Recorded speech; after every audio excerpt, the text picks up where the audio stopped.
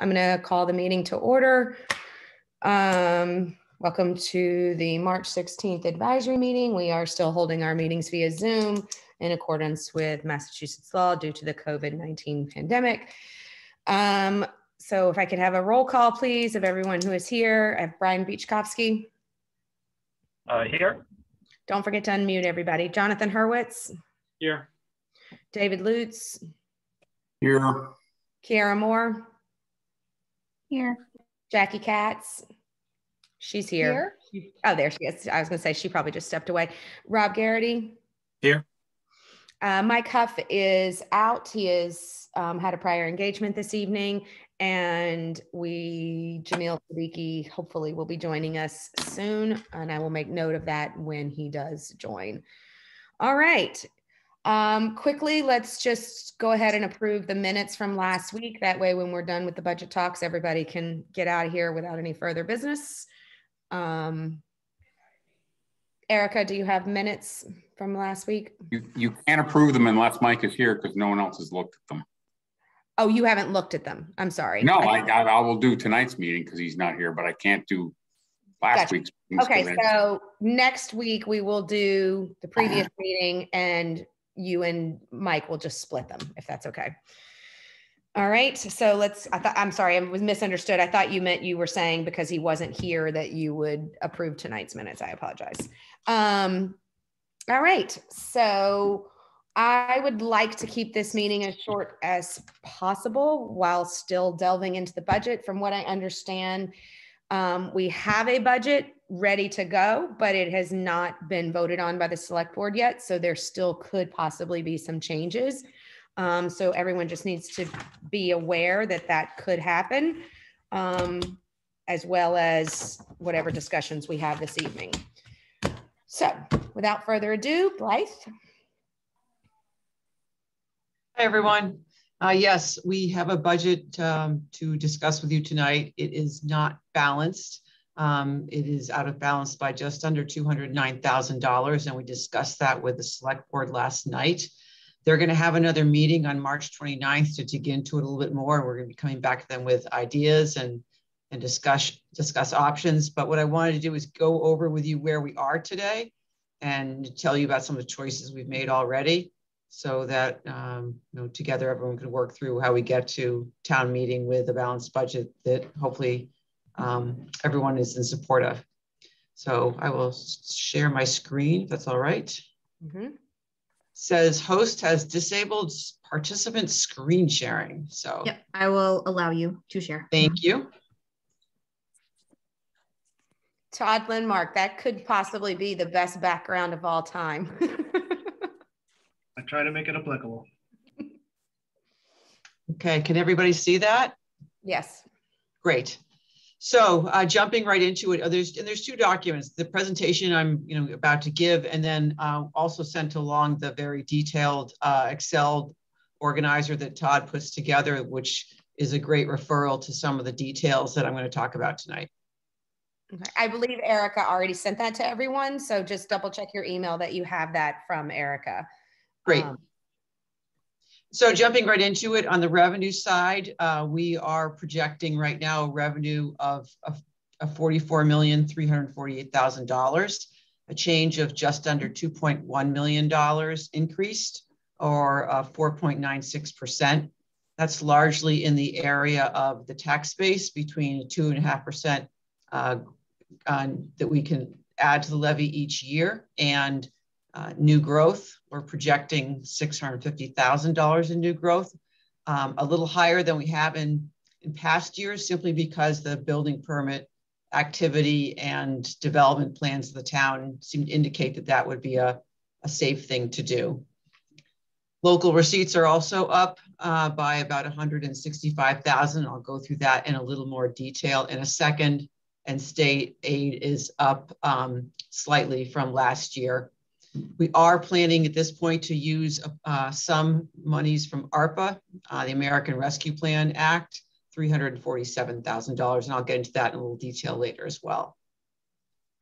So jumping to the state aid side, as you all know, this is early in the game. So this is these numbers represent the governor's budget.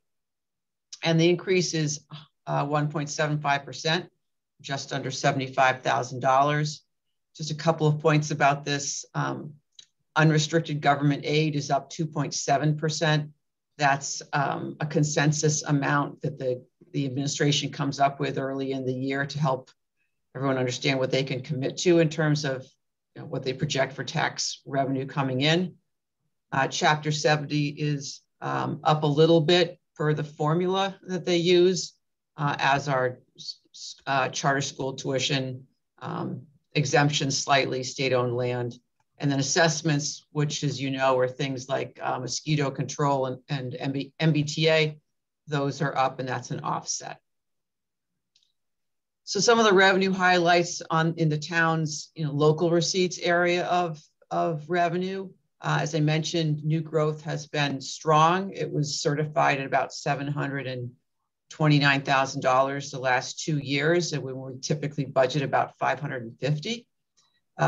So we always want to be very careful and conservative about revenues and not overstate them. So we have increased it to $650,000, or from what we typically do, and wouldn't really feel comfortable going higher than that at this point. But as I mentioned, building permits are strong. We are more than 50% collected over the first half of the year, and that we continue to be quite busy. And you can see some of the development as you drive through town. Meals tax, we want to restore that to $80,000. That's, we're really thrilled that our restaurants seem to be bouncing back, because through the middle of the year, we collected almost about $60,000. And that money is always delayed when it comes in a little bit. So that feels pretty safe. I mentioned the state aid increases, and we certainly at this point don't know whether the House or the Senate version will be different. It's possible, but we're staying with what we know for now. We have made a change in what we budget for prison mitigation funds. This year we received $300,000 when we had budgeted $100,000. And so in order to try and meet the expense needs for the town next year, we are recommending budgeting the full amounts, or additional $200,000. As you know, that's not a guaranteed revenue source, but it has been fairly consistent. And then, as I mentioned, Arco Funds, $347,000, and I've got a slide on that a little bit later. So turning to the expense side of the budget, here's a chart that breaks it down by the major categories. And I won't read this to you, but the high points are that we're up by 5.1% or more than revenue supports right now. On a dollar basis, education, all 4 of the schools together, is $1,178,000 and some change. And on a percentage basis, the highest increase is DPW at 14.6%. That's a lion's share of that is additional stormwater management costs that we're mandated to pay for over the next year. And then we have 2 decreases, debt service, both inside the levy and exempt debt are both dropping a little bit in next year. So some of the budget drivers in terms of dollars and some of the more standout percentages, as I mentioned, education, all 4 districts is up 5.1%. I don't want to get into too many of the details, but I would point out that the 2 districts that we send fewer kids to, but have had more of an impact this year on their own, Tri-County schools are 9 more students going there next year. That increase alone is about $160,000. And the Norfolk Aggie School has changed their tuition charges, and it has possibly 5 more kids going there next year. So that has an impact as well. As I mentioned, stormwater management is as a large number all on its own, mandated by the federal MS4 permit that we must adhere to.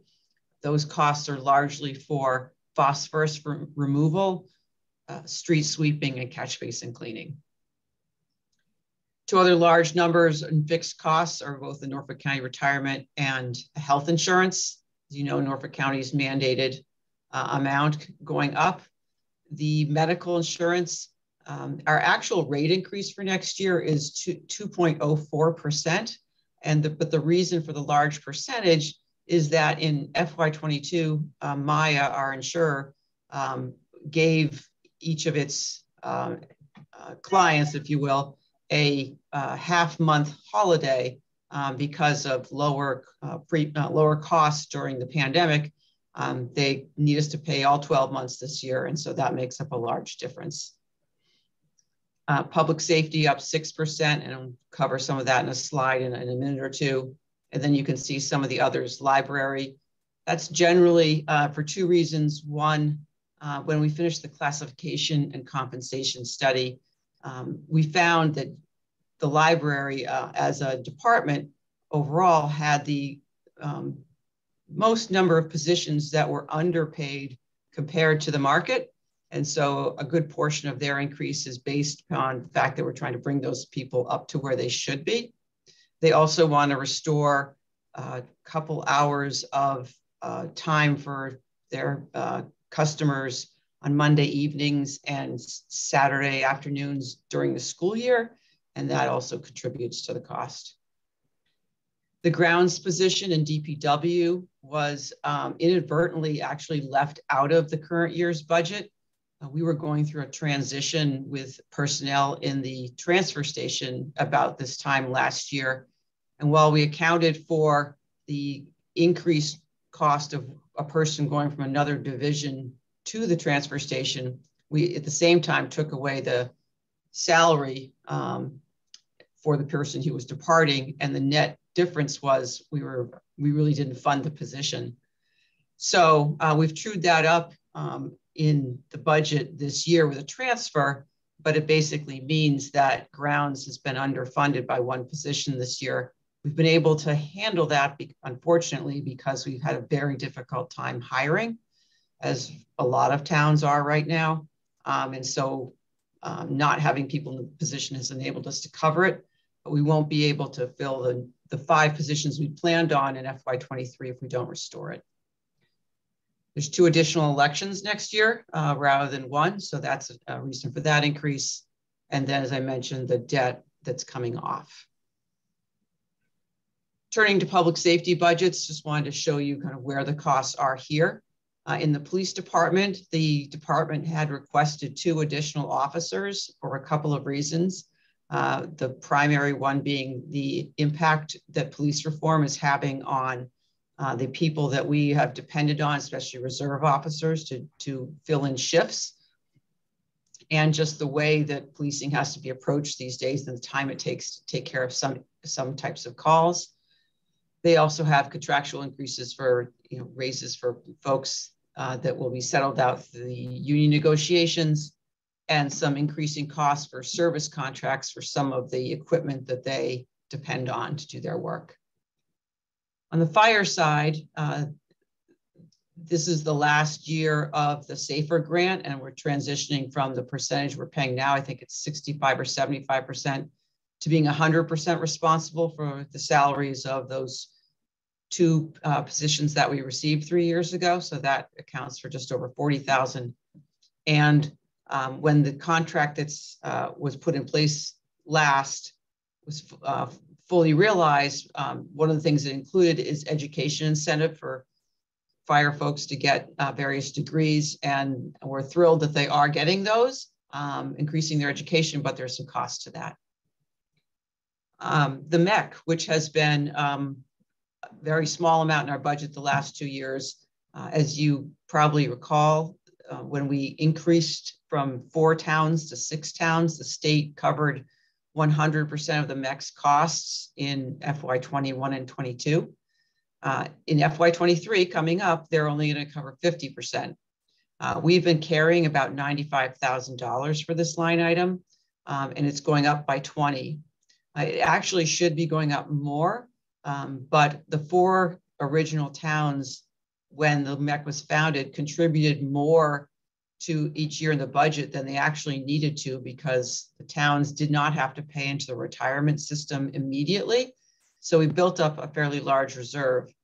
Using that reserve has enabled us to, for Norfolk, has enabled us to offset some of this cost. And so the increase is just over 20,000. And then lastly, animal control. The department would like to move forward with providing a weekend per day stipend for some about part of the year, so that the full-time animal control officer is not necessarily on call every weekend throughout the whole year. And depending on the type of call, it actually might be more cost effective to do this. So there's an increased cost for that. There were some requests that we didn't fund or we funded differently. As I mentioned earlier, the police department had asked for 2 new positions, and we felt that while there's a lot of validity to that, it's really hard to add 2 people in 1 year. And so we only recommended 1. The facilities department, as you might imagine, processes a lot of invoices and paperwork for all of the buildings that it takes care of and all the things that they need. And that takes away from some of the higher level work that the director and the assistant need to do. Proposed a 20-hour-a-week position. And while we can see the need for it, we're going to try and support them in some other ways. And we did not fund that. In recreation, they put on certainly a suite of awesome programs, and it's been growing. And they would like to add a program coordinator position.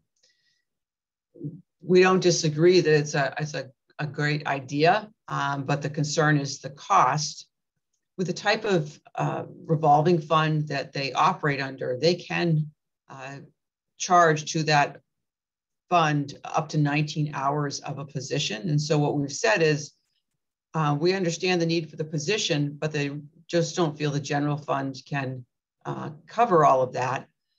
So suggested to them, and what's in the budget now, is to continue to fund the director in the general fund, to fund about half of the program coordinator in the general fund, the rest in the revolving fund. And then the administrative position may become 2 part-time people, and they could both be absorbed by the revolving fund. So it isn't really a not funded position, it's just funded in a different way. The Conservation Commission wants to increase the hours of the agent from 30 to 40.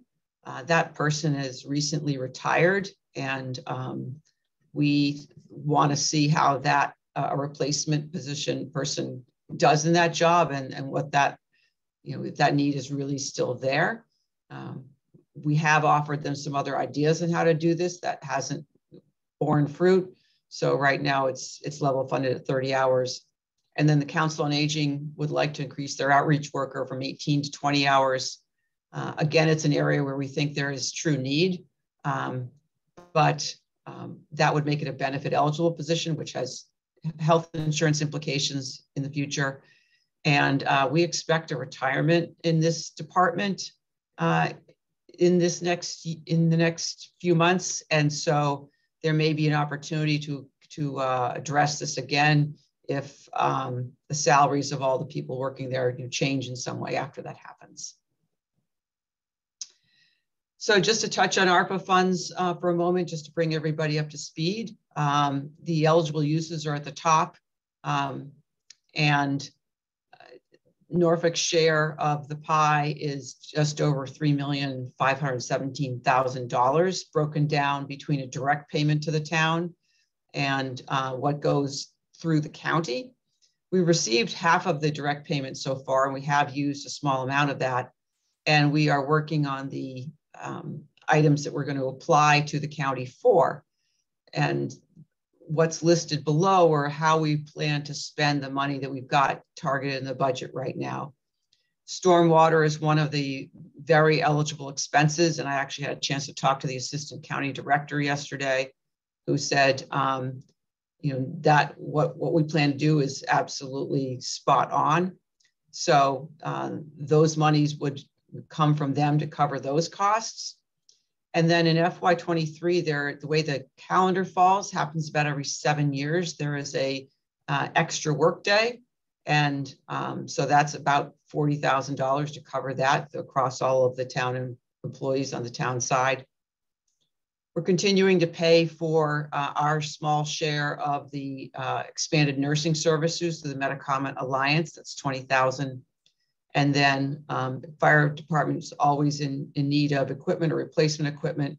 We've been trying to get their budget up to the point where those expenses are regularly covered, and we would use a small amount of funds for that. But there's still things to really think about with this budget and keep our eye on, or be aware of throughout the whole year. As I mentioned, the budget deficit is just under $209,000 as we sit today. And the next bullet is in larger font, for a reason. I'm sure everyone here has had to go to a gas pump at some point recently, or seen their utility bill, or not been able to get something they need. That very much affects us as well. Whether it's fuel we buy for our vehicle, all of our vehicles, or oil for HOD school, it's a real concern. And we've made some adjustments in the budget for it, but it's really hard to fully understand that and know that what's impact for next year. So I want to make sure everyone really gets that. Within health insurance, we've budgeted the number of positions that we have that have in health insurance today.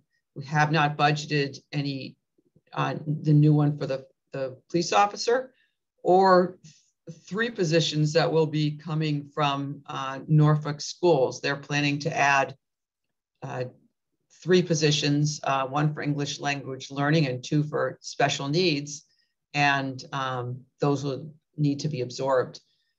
We also have a number of people who will be eligible for retirement, and not sure if people who replace them will have insurance or not.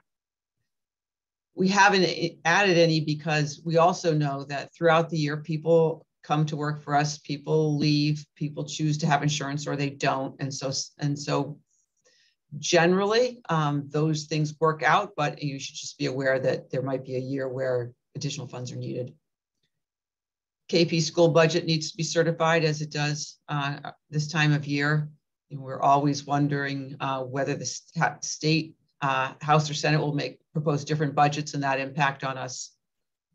We have 2 union contracts up for renewal. And then we have the ability to use more of our ARPA funds or free cash to make up the budget. But it's really a question of whether that's the right decision for the town next year. So that leaves us really with 3 questions. Do we make any other changes? We have requested a reduction from Norfolk schools. We very much understand that their budget next year is based on not bringing back any programs, but their budget impact is driven by the makeup of the students who are coming to them next year. And that's really the reason for the 3 positions. But still, in a $14 million budget, we had to do our due diligence and ask. We could make reductions in other town budgets. That's always something to put on the table, though it would have service level impact. And then do we want to use any additional funds that we have on hand to balance the budget? And then lastly, I'll leave you just with some historical information. It's a terrific slide that Todd puts together each year that just shows you kind of what the history has been for Norfolk. And the average is 4.28 over the 20 years that he's got on this slide. And so this year, we would be above that at 5.1. So knowing that I want to keep to a tight schedule tonight, I can go into more detail if you would like. And all the chiefs and DPW director and Todd are here and all happy to answer any questions that everybody has. I have a couple of questions to get started, but I can hold them till the end if you want to do a budget presentation. It's up to you. Wasn't that just the budget presentation? No, that was just an overview. I mean, if she can probably just put up slides if we don't want to go through it line by line and we can all look at it at the same time, or she can present it line by line, however she chooses. But I do have a few questions, so it's up to you, Blythe, if you want to answer them now, or you think you want to do it in real time. Well, how about questions? I mean, I can put the detailed budget up if you like, but those, David is correct. Those were the slides we had presented for tonight. Okay. And want to understand what you would like to know and what questions we can answer. All right, so far, one question is, can you overspend for fuel costs the way you can for snow removal? No. Okay, so how are you going to address this if the fuel costs continue to rise? Well, Where I mean, we've got two options. I mean, we have two town meetings throughout the year. So if we get to November and we're seeing, that we're not going to be able to stay within budget, we could address it in a transfer then. We could come back to advisory at some point. And ARPA funds are, we can spend them. They don't require appropriation by town meeting. That's probably the last. Left in ARPA after you spent what you're spending this time? So we have a total of about $3.5 million, and we're planning to spend 347 right now. We're working on the major water, sewer, and wastewater projects we want to accomplish, and that's going to be the focus of the money. But it doesn't mean that we couldn't spend money. I don't want to. I think it's too much information to try and dig into exactly how ARPA works at this meeting tonight. We can certainly tackle it another day, but generally, up to a certain amount, every community can spend it for governmental services, and that is a very broad definition of that. So if we found that we were running short and we didn't have a town meeting scheduled right away, we could do that, but that's probably would rather be really focused on how we spend one-time dollars. So I'm only speaking for myself. I am certainly not a fan of using any kind of tax. Like I would not even consider a discussion for me personally of a tax increase to make up this $208,000. So we do need to find another way to come up with it. I'm also would not be in support of cuts to our schools. So I think the question remains that if there's not another way to balance the budget with non-service cuts to the remaining town budget, then I would assume you would need to look at ARPA funds or free cash before making cuts. I absolutely don't see an interest in a tax increase above what we're allowed to do under Prop 2.5. That was absolutely never our goal. Okay, I'm just letting you know where I stand. I mean, I'm not certainly not saying that. I do think that you're probably going to need to account for fuel costs, probably more than you already have, in addition to this $208,000. What is our balance in free cash right now? I'm going to hope that Todd's got that on the tip of his fingers. We started the year with about 3 million. Just over 600,000. Okay, so we have 600,000 in free cash. We have 3 million in ARPA funds, and we have a $208,000 deficit. We also need to account for fuel costs. Without making service cuts to the service for our town, I would never suggest we make service cuts as a first draft. So please don't anyone think that that's what I'm saying. And without cutting from the school budget, which is still trying to recover from the cuts that we did to them the last time, where else can we find 200,000? Because if we can't find it somewhere, then we're going to need to consider free cash and ARPA, in my opinion.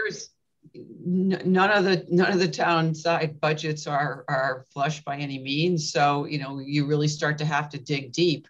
We have to I'm sorry, since we didn't go over it line by line, I just have a few questions. What is it you're putting in for OPEB this year? What is the contribution for that? We haven't gotten to the point where we can put that in as a regular part of the budget. We've generally, the last 3 years, we've done it as a transfer at the fall town meeting out of free cash. So it's not in the budget right now. Okay. And remind me again how much you're asking for this calendar. I know what the total is, but what are you asking for spring, for the spring warrant for the master plan? 50,000. Okay. And you're 208. Okay. All right.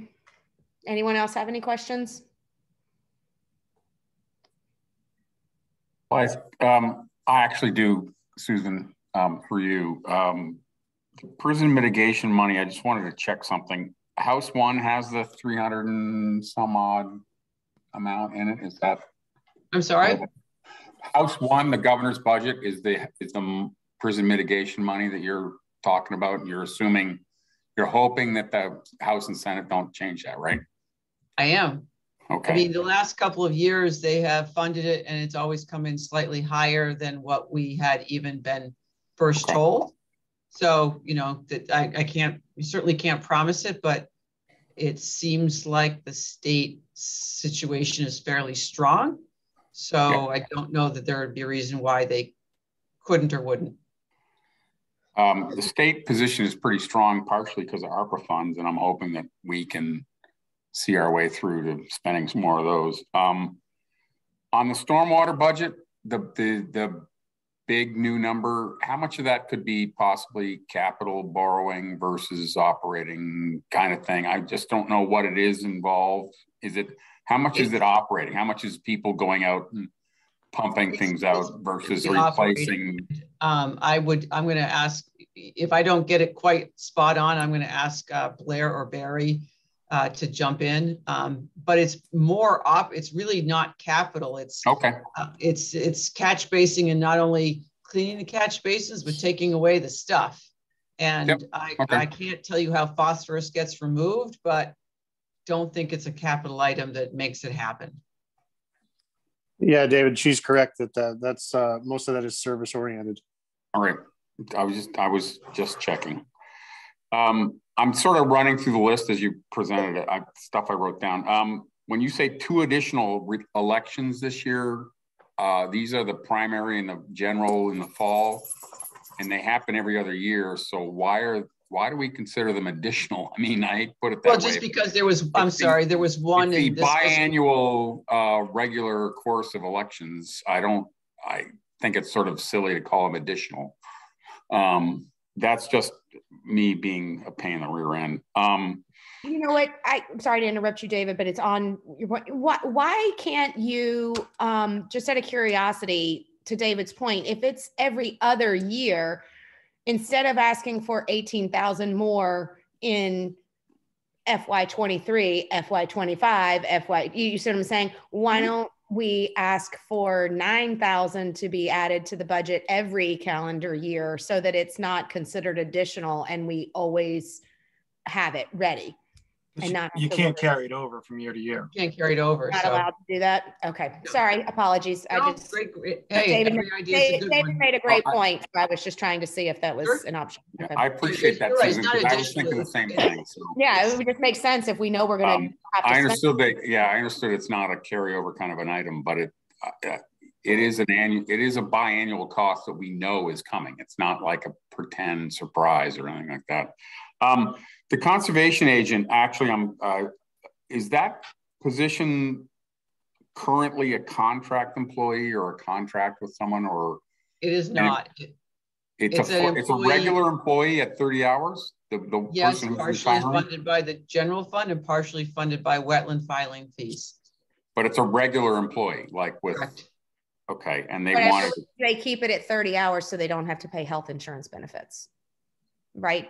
Health insurance is due to people who work more than 20. Oh, okay. Yeah, that's why I'm asking. I apologize. I thought it was a contract position, but I guess I'm wrong. So it could be, but it's not presently. All right. And, you know, my final comment again is that, is there a long-term thought process on what happens to ARPA funds? So as I said, we're working on it. Generally, the ideas that we're talking about are to cover the town's stormwater costs through the time that ARPA is done, to look at a number of different water projects, anything from the engineering work to develop a 4th source, to perhaps replacing old AC main type pipe projects around town. There's no shortage of possible water projects. We are getting out of the gate with studying a downtown sewer district with a $100,000 ARPA earmark that we received this winter. That work's going to start next month with some test pits being dug over on conservation land. And if that is fruitful, then I expect that we would want to use further ARPA funds to continue the work to decide whether to bring that towards, developing another sewer service area. So those are the main things that we'd spend the bulk of the dollars. And then the other things we would, frankly, I would prefer, I think Todd and I would both prefer, we target things that are one-time costs, like items in the capital budget that, we could save our own funds for and, and not spend it on, an operating cost. I'm always a big fan of that. I don't believe in robbing Peter to pay Paul. You need to balance. Right. Not you personally, but everyone, every household needs to balance their budget. If you can't afford to buy a truck, you don't buy a truck. The final rule from the Treasury comes out, it goes into effect April 1st. And so we're trying to get back to the drawing board now that the budget is kind of just pulled together to come up with that list and go over it with the select board. And I apologize for not knowing this off the top of my head. Is there money in the MEC that we are carrying over year to year? There is. It developed a large balance because all 4 of the original communities paid in for retirement costs that we then learned we didn't have to pay the first couple of years. Mm-hmm. And so the 4 original board members, of which were one of them, we met and said, hey, it's great. We've just added these 2 communities, but we've got this large balance, and we want to have an appropriate balance, but we also don't want to share what we put together with folks who just joined. So we made a decision. I'm just trying to come up with a way to get this 208,000 without making cuts to any of our services. So is there a way, for example, and I know everybody don't yell at me, it's just an idea. If we take the 50,000 for the master plan off the table, we take the 20,000 that we're putting in for MEC, because we're putting it in to stay ahead of the game, but we have a balance. So we could feasibly not put that 20,000 in. That's 70 of the 208. We could make up another probably 50 with free cash without really making a dent in free cash. That puts us at 130, and that leaves us with trying to only find 70,000 and change in cuts versus the whole 200,000 in cuts. So I wish your math would work. I like it, but I have to adjust a couple things. First of all, the master plan would be a free cash or ARPA funded item. It's not in the 208,000 right now. It's separate. It's a separate warrant article. With the MEC, I've already accounted for the 20. We were supposed to be putting in 173,000 this year, but the only reason we're only putting in 115 or 20 more is because we're using our share of that of what they built up to lower that cost.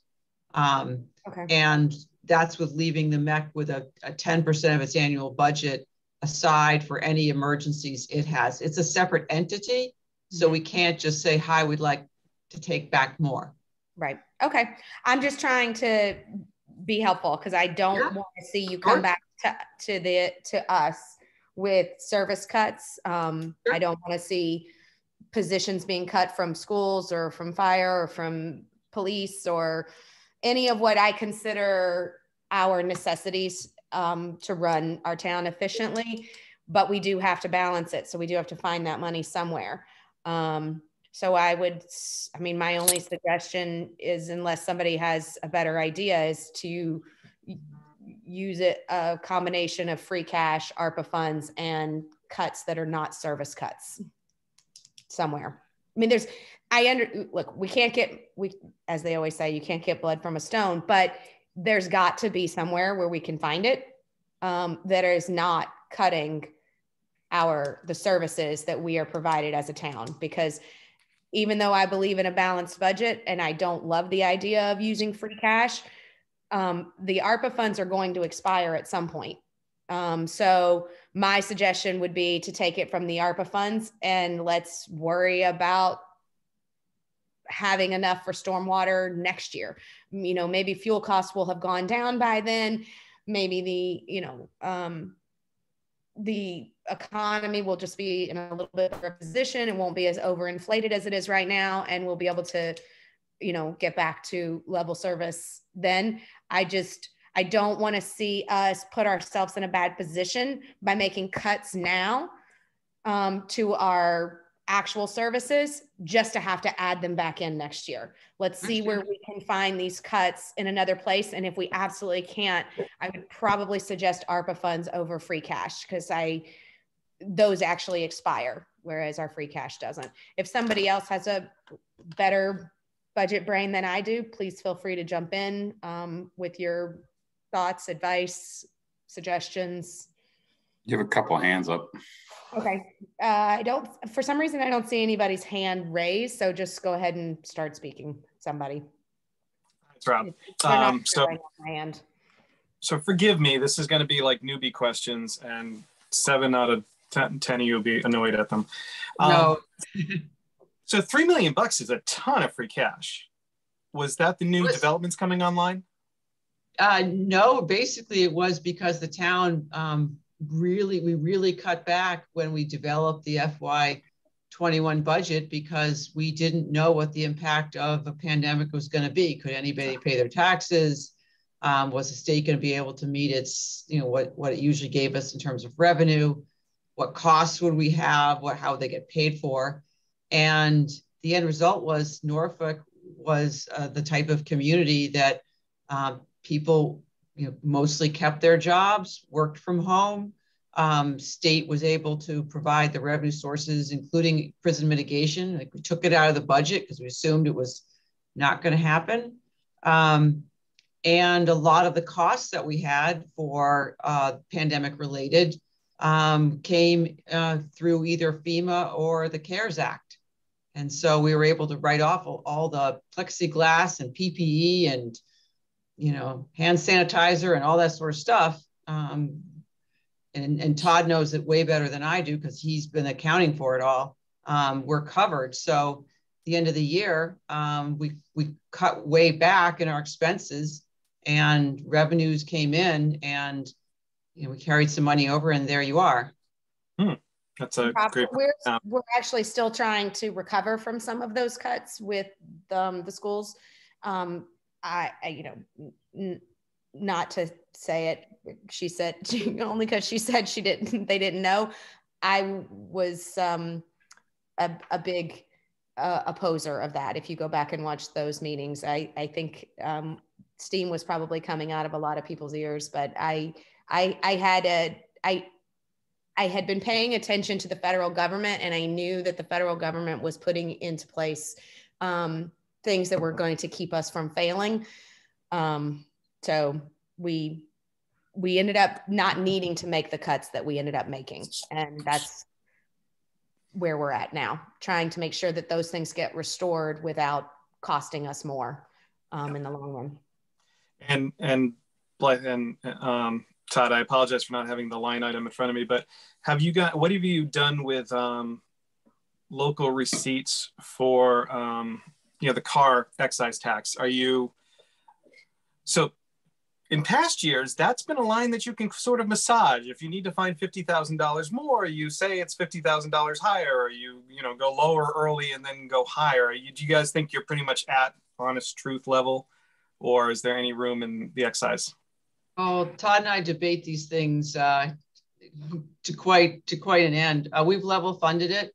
While you're right, it has, it can be a place that's possible.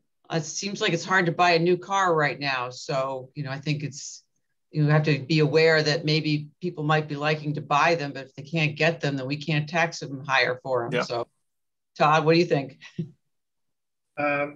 Rob, yep, we can raise that revenue right up another 100,000. Close it right now. Call it a day. We're done.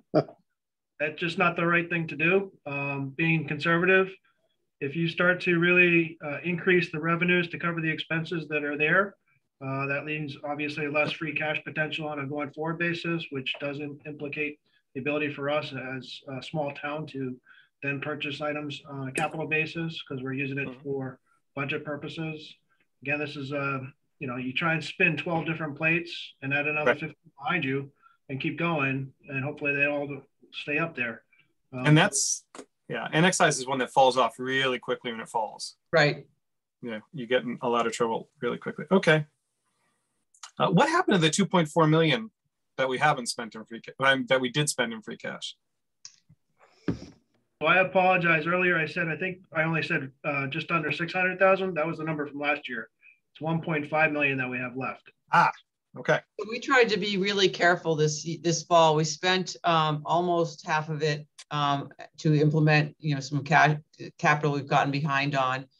But, I can promise you we've got to have a transfer at town meeting for snow and ice this year. Last I checked with Blair, it was about 100,000. It may have gone up.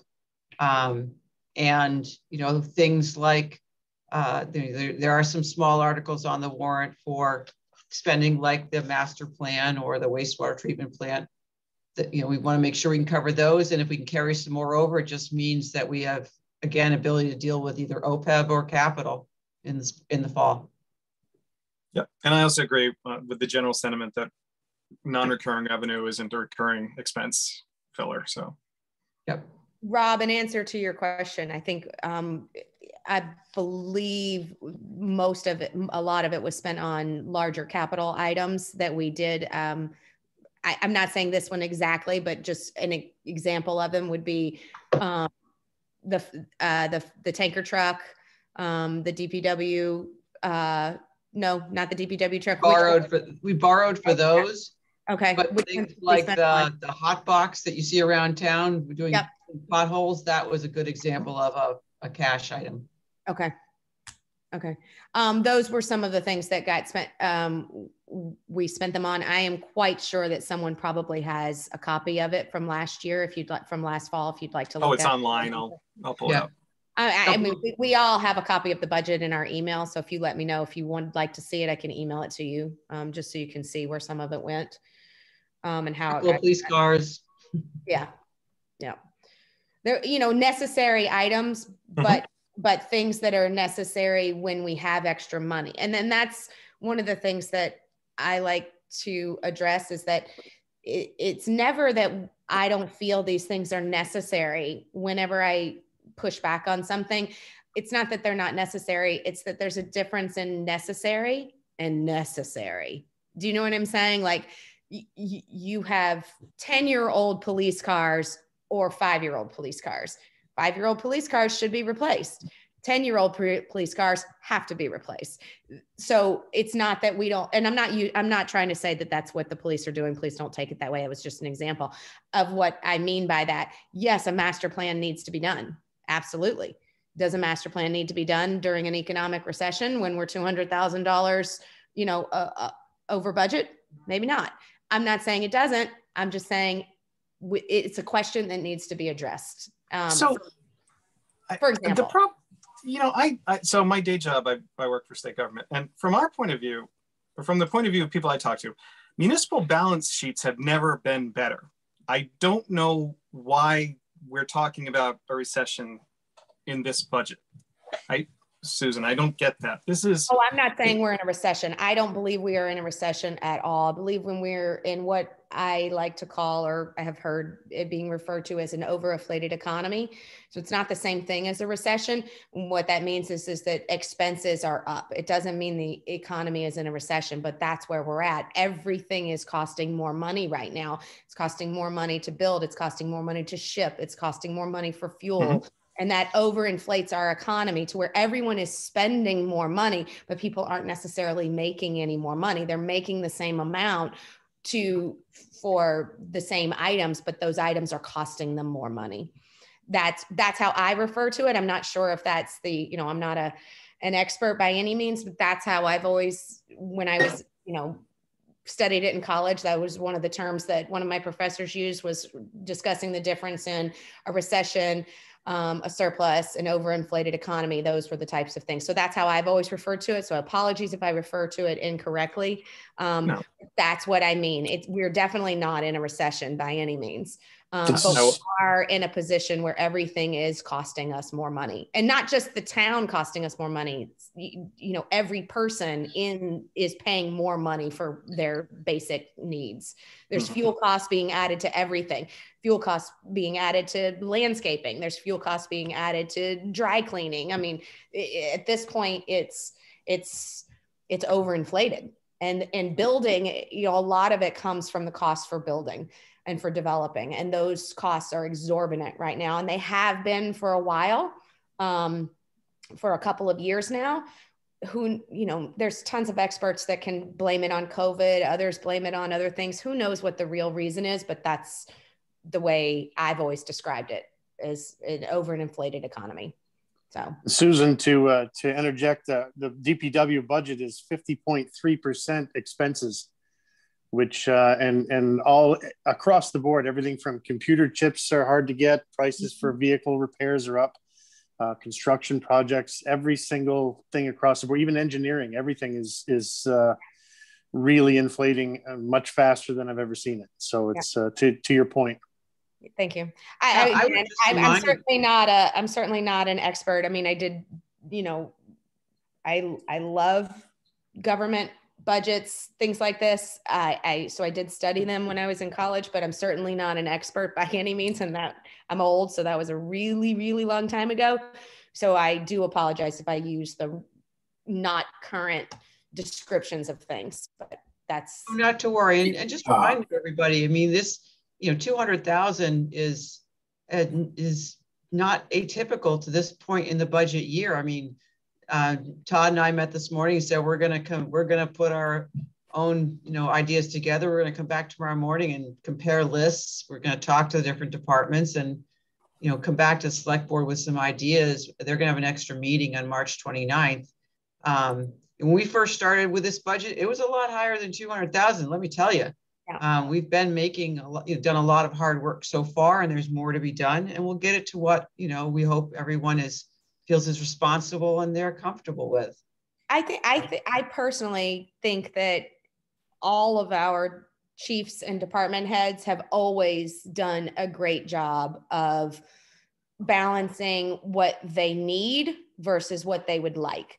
I very rarely have seen our departments come back with what I would consider exorbitant asks by any means. I think we've always been really good at that.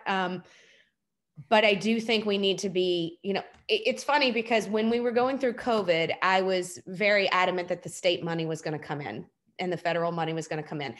Like I said, I had been following it very, very closely. I had nothing else to do but sit home and watch the news every day. So I had been following it and I knew what was happening. So that's why I was so adamant that we did not need to make the cuts that we did. And the money did come in. This time, I'm just the opposite. I really feel strongly that the fuel costs are going to be a huge hindrance to us in the next at least 6 months. And we need to have money available for that, whether it's free cash coming in the fall, like we use up all of our money for fuel now and we have to ask for more in the fall. That's understandable to the average person. They're seeing it in their pocketbook as well. What's not understandable to the average person is, like I said, spending money for non-service things in a situation like this when we know there are going to be issues coming up or not having a balanced budget. So I think we really need to figure out where we're going to get this 200,000 from, because we're going to be in this same position in the fall, I feel, with fuel costs. So, but I see Brian and Rob's hands up. Yeah, so Brian's first. Brian. So I have a question. With the state funding not coming through with FK, as far as I've heard, Barely hear you. I think he's frozen, unfortunately. Brian, I think you might be frozen. If you want to text me, I'll ask your question on your behalf. Okay, while he unfreezes, I only can, for some reason, I can't see hands being raised right now. I apologize. So who else had a question? So I apologize. That was me. Okay, go ahead, Rob. So to the fuel point, which fuel bounces around crazily. Do you guys buy, do you have a contract for fuel? Yes, we do. Blair, do you want to talk about that a little bit?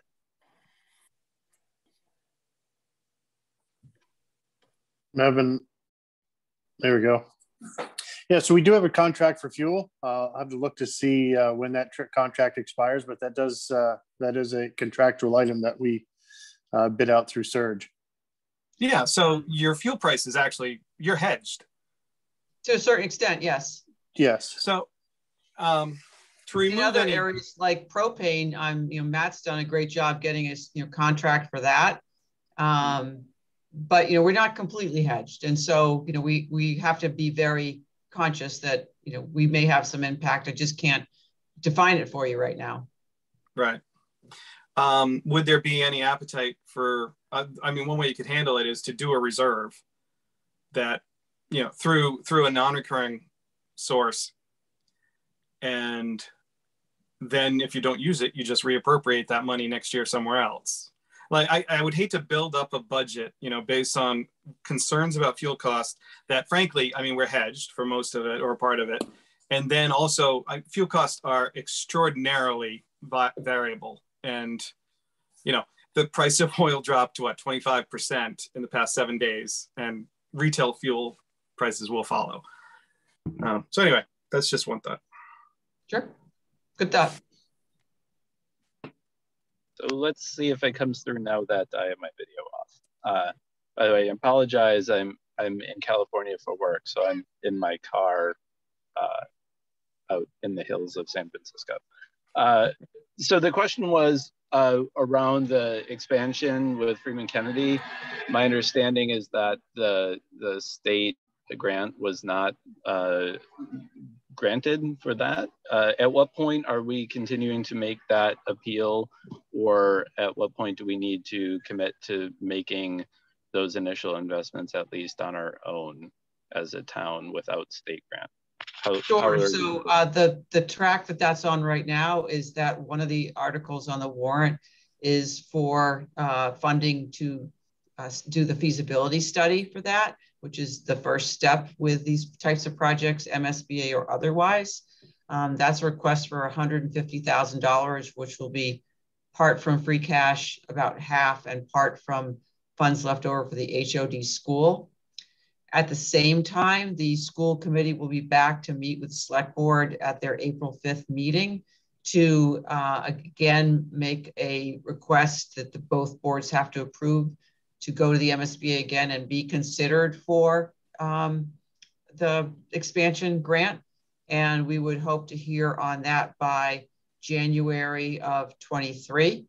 If we do, that's awesome. We're off and running. If we don't, I think that's when the tough decisions will need to be made about, are we going to go ahead, keep trying or not? Because if the kids keep coming to school and the numbers grow, there's going to reach a point by which you can't just keep waiting. And so that's the focus that the town's going to have to take. Okay, thanks. That's helpful. And is there a reason or what was the thinking behind using free cash instead of ARPA funds? Because that seems like it would be a one-time construction expense that fits with it. It could be. That's the things that we need to debate. It could be partially funded from ARPA. That's just something we have to talk about those. Okay, thanks. Sure. And right now you're using about 75K of free cash is what's on that item. Is that right? I can't remember. It's 70 or 80. Do you remember, Todd? I don't have that one in front of me. 75, I think. Okay. Thank you. we're not used to assuming ARPA as a funding source. So we haven't, you know, we don't use it in our everyday language. You know, I don't know. This would be a better question for Todd, or a better decision, I guess, by Todd. But, you know, along with what Brian is saying, if ARPA funds are going to expire, I would suggest using ARPA funds for whatever we can use them for and keeping our free cash, so that the free cash stays at that level. And just in case we end up not being able to use it for specific things before we lose it, so to speak. Oh, we will use it. No, I understand. I'm just saying. No argument on that, Susan. And with respect to the ARPA, the plan is obviously we need to sit down, meet with all the different department heads, figure out how we really want to kind of spend this. We have until 2024 to actually have it earmarked, and then 2026 to actually have it spent. So again, you know, we're putting ARPA monies in this budget year. I'm assuming that we're going to probably need a few of the ARPA dollars for next budget year in order to smooth it all out. So if we just keep throwing everything to ARPA, that's going to hurt us, you know, in 23, 24 when we got to figure things out too. So again, it's a balancing thing. We're taking all of that under consideration. No, I understand. And I completely understand. I'm just saying, if we have, you know, $1 million in free cash and $3 million in ARPA, and we're talking about 200, maybe we take 20,000 from free cash and, you know, 190 from ARPA.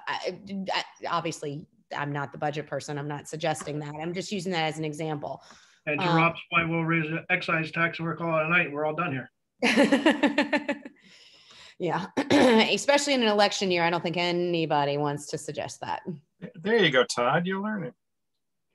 All right. I can't see anyone's hands raised. So if someone has a question, anyone have anything else they'd like to say concerning this, at least concerning the 200,000, we can move on to something else. No. Okay. Does anyone have any questions or comments on anything else? Does anyone like to go into more detail?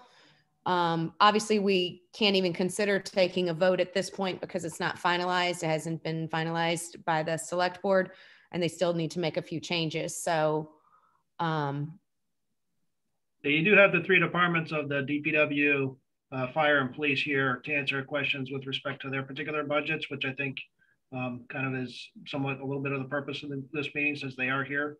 They are available for you. Take advantage of them, please. And sadly, I think this might, if I'm correct, please correct me if I'm not, this might be, if that is Chief Stone that is here for the Norfolk PD, this will be his last advisory budget meeting, unfortunately. So we should all make sure to wish him well in his retirement. I'm assuming he's going to take lots of fishing and, you know, relaxing pictures and send them to us. Or golfing. Or golfing. I don't know if that's him. It just says Norfolk PD. So I'm not sure if it's Chief Stone or not. But anyway. There he is. Hi, Chief Stone. Hello. Does anyone have any questions for any of the department heads or any further deep dive into the budget? I don't want to end them. I mean, this is probably the fastest budget meeting we've ever had. Not that I'm opposed to fast meetings, but I just want to make sure that we have all of our questions answered. We do have the schools coming to present to us, and they're going to be split into 2 different nights. And we do still have an additional night after the select board votes to bring anyone back that we have questions from, based on any new information that happens when they do vote to approve the budget. So there is time, but at the same time, I don't want to make Chief Stone and Chief Kinney and DPW Director Crane come for meetings that, you know, they may or may not have questions for. So I actually have a question. Great. Thank you, Rob. So for Chief Stone, hey, Chief. So what are the service impacts of the additional officer? Since I'm in training here, I'm going to have my team answer those questions, Rob. So Lieutenant Hines is going to probably take charge of that. And okay. Then Sergeant Palladini and Sergeant Van Ness. Any of those questions you want, we're all here for you. So Okay.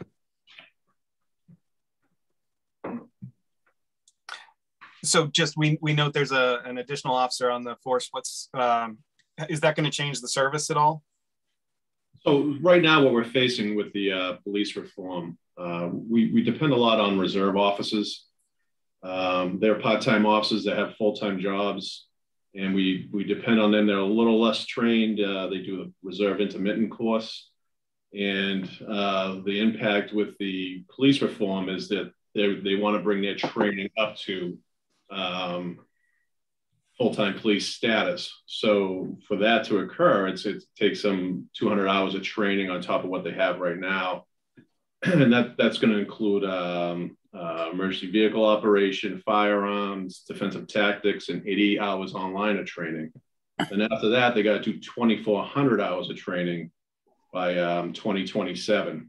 And with that occurring, there's one officer that's chosen not to continue with us after July 1 when it takes effect.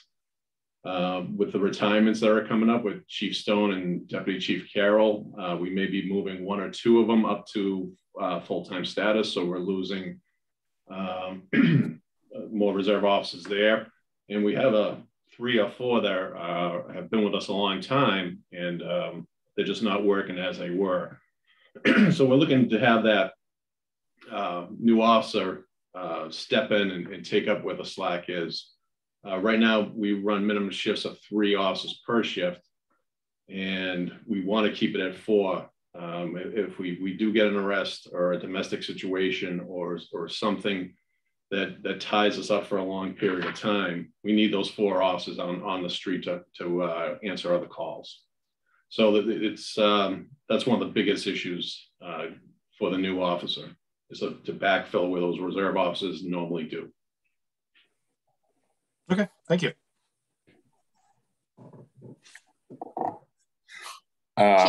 Chief Kenny, while you're here, oh, I'm sorry, go ahead, David. No, go ahead. I was just gonna, do you have a question for Chief Stone? I had a question for Blair, but. Oh, okay. I was just gonna offer Chief Kenny a chance to, if he had anything to say about his budget for this year that he wanted. I mean, not that we were considering, cutting anything. I just wanted to know if there was anything he needed to say. I don't have anything in detail. I think the presentation Blythe did covered it. The increases we have are pretty straightforward. Obviously, the SAFER grant, absorbing or taking on 100% of those costs for the last quarter of the year are the major impact. And then, I've got 3 additional members who are enrolled in college and are eligible for the educational reimbursement, which will help our department or translate into better service. But again, that's a cost that we hadn't had before. But I'm glad we have members deciding to take advantage of it and advance their training and knowledge. Other than that, we're it's pretty straightforward, and we have what we need in the budget to accomplish the mission and to continue the service to the citizens. Thank you. Did you have a good turnout for your open house that you had for people coming through to look at the fire station? Not as good as we would have liked, but we're going to do some more. We're going to do a community outreach at the COA coming up next week. We just want to get the word out there and hope that people are able to ask questions and they are able to make an informed choice or decision.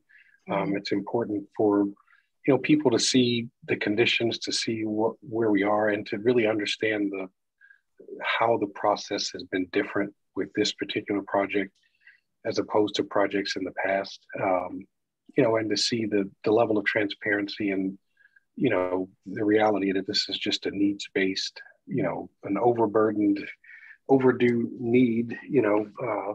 needs-based project with, there is some growth built into it, but very little. It's about a 5% growth factor built into the project. So, we just want people to be able to see and make a decision, based on having all of the facts and the information, and not just just the assumption, well, that's too big, or that's too much, or that's, you know, the first meeting when we got the first estimate, I wanted to cry, to be honest. I was like, you got to be kidding me. There's no way we're going to, you know, the sticker shock is crazy. But then when you start digging in the weeds of it and, you know, going through the processes we've done with the building committee and, you know, whittling away at things, you know, shrinking things, tightening the building up, you know, we're able to knock some of that sticker shock down. I mean, it's not down a lot, but, you know, there's a lot of work and due diligence being put in to make sure that it is exactly what we say it is. It's exactly what the town needs with a little bit of growth, so we don't have to come back, you know, in 10 years or 15 years and ask for, you know, an addition at 5 or 10 times the cost of what it would be if we did it responsibly and correctly the first time. Well, I can personally say anyone who sees it can't really dispute the need for it. That doesn't make it easier to pay for. I don't want to give that impression, but there's certainly a need for it. We had our annual swim banquet last night, and we had the food catered by the Railery in Franklin. He's a Norfolk resident, so he always puts out with food. And we had a ton of leftovers, so I dropped them off last night to the fire station. And that was the first time you're welcome. And that was the first time I've ever seen obviously the inside of the trailer, because I would never have a need to be in the trailer. Right. And I was actually a little, I'll be honest with you, I was a little shocked and a little disappointed. It should have happened a long time ago. So I'm not saying I have no magic, crystal ball to tell you what's going to happen, but I don't think anyone disputes the need for it. That's for sure. Yeah. So obviously, good luck with everything. Yeah, I think hopefully we get moving as fast as we can. So thank you. Absolutely. Thank you. All right. David, you said you had some questions for Blair. Just a couple, Blair. So back to the stormwater stuff. Sorry. Since this is not new positions, I don't think, is this contracted work to do all this work, or how are you taking care of this? Is it's cleaning and pumping and hauling and disposal. I mean, disposal is clearly a payment thing, but the cleaning portion of it, et cetera, is that going to be all contracted work, or? Actually, David, I could speak to it, but Barry has, this has kind of been his child since the beginning, so I will let him follow through. Right. Yeah, thank you. So David, so originally in our DPW budget, we've always had $25,000 for catch basin cleaning, and street sweeping was usually taken out of the general fund. Because of the new stormwater regulations, we have to clean all of our catch basins twice a year.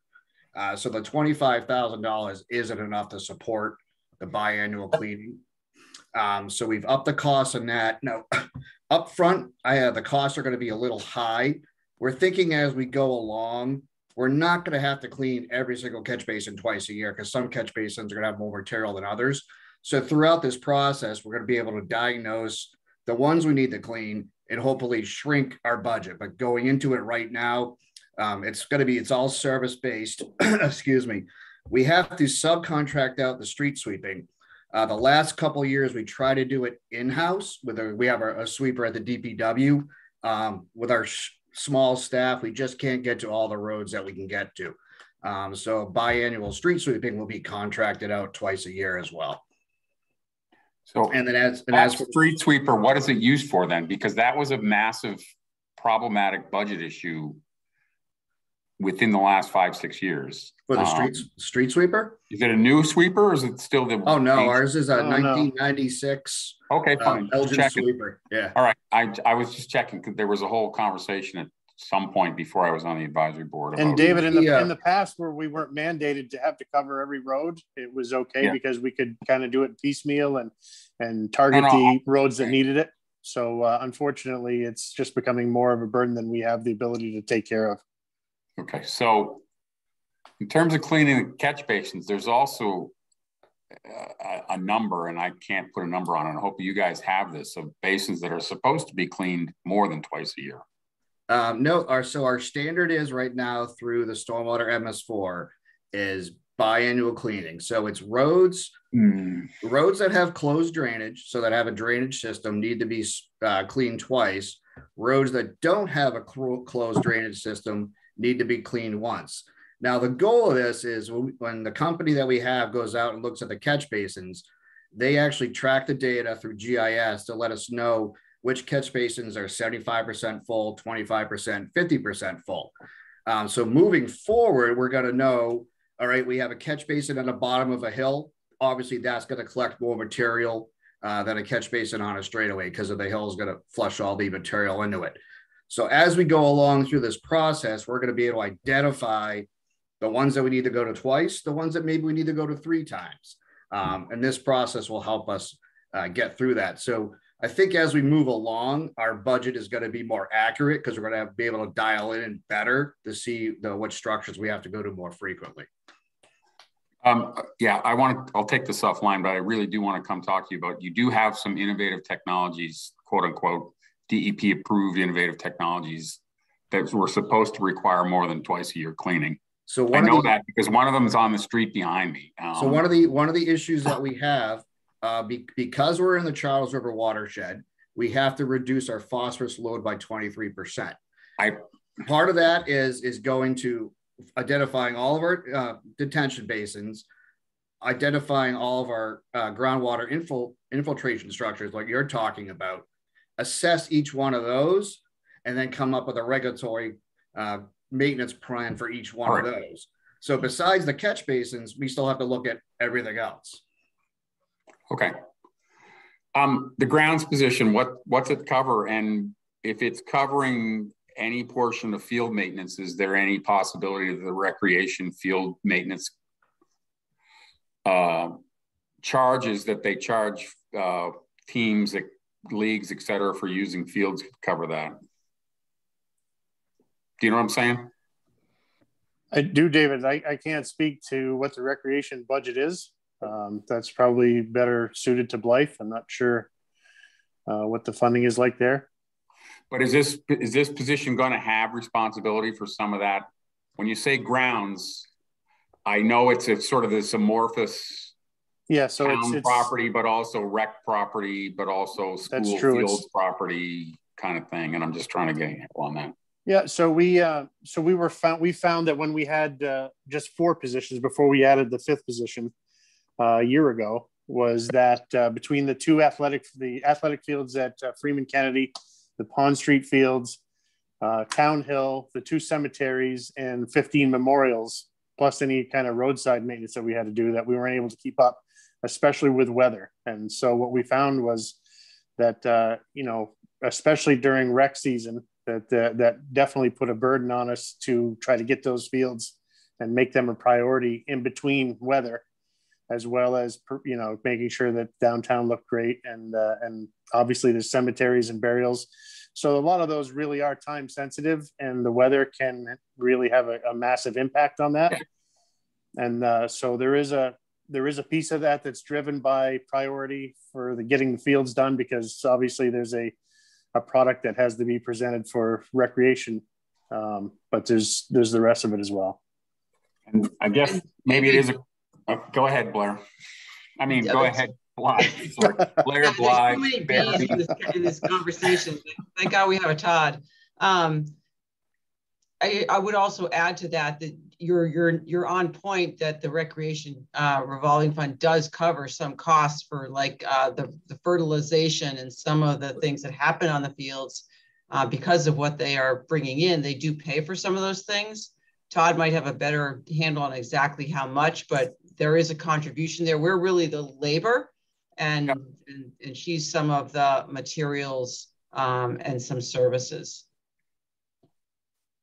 Okay. I wouldn't mind some detail on that from you or Todd or whoever. Thank you. Sure. And David, anytime you want to come down or give me a call on the phone, I'm happy to take it. I was there today at the dump, and I was like, I should walk across the street and knock on the door. The transfer station. Yeah, the transfer station. Yes.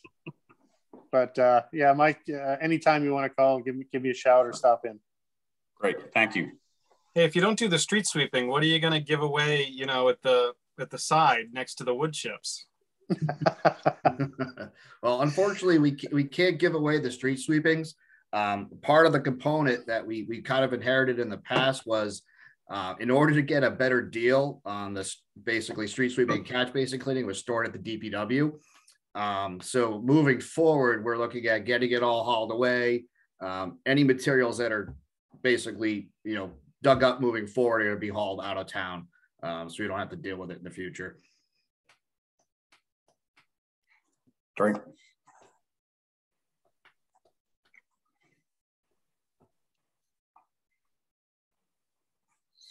Susan? We lost our chair. Susan? Hold on. Hold on.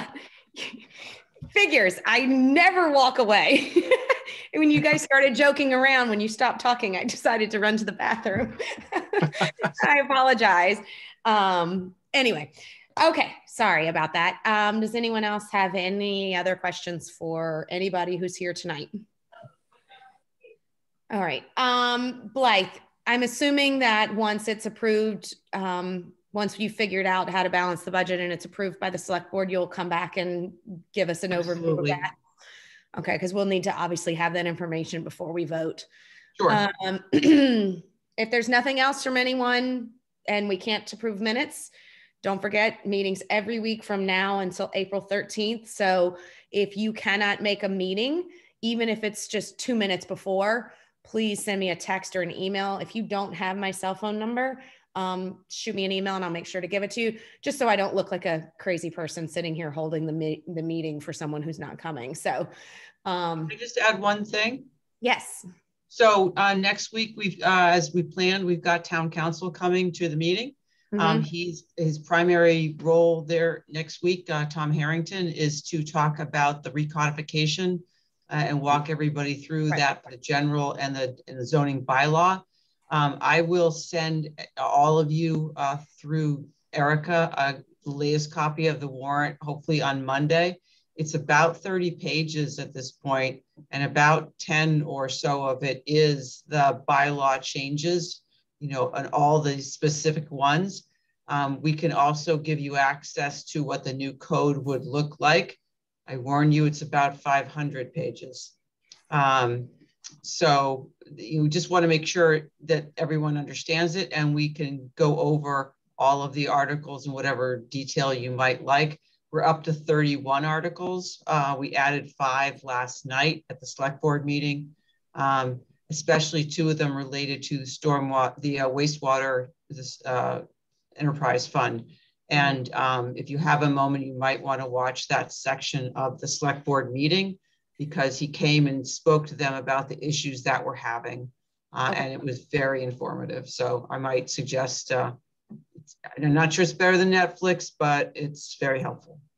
And Erica will also be sending out, I received the budget presentation from Ingrid Alardi, so she will be sending that out. If everyone wants to take a look at it, familiarize themselves with it, and come prepared with any of their questions, it will certainly cut down on our meeting time, because we have Norfolk schools and the lawyer to go, the town council to go over the zoning changes. So it could end up being a really long meeting if we have to do the whole entire budget presentation and then wait for questions. So if you can take a look at it, it's just a digital, it'll just be a PowerPoint presentation.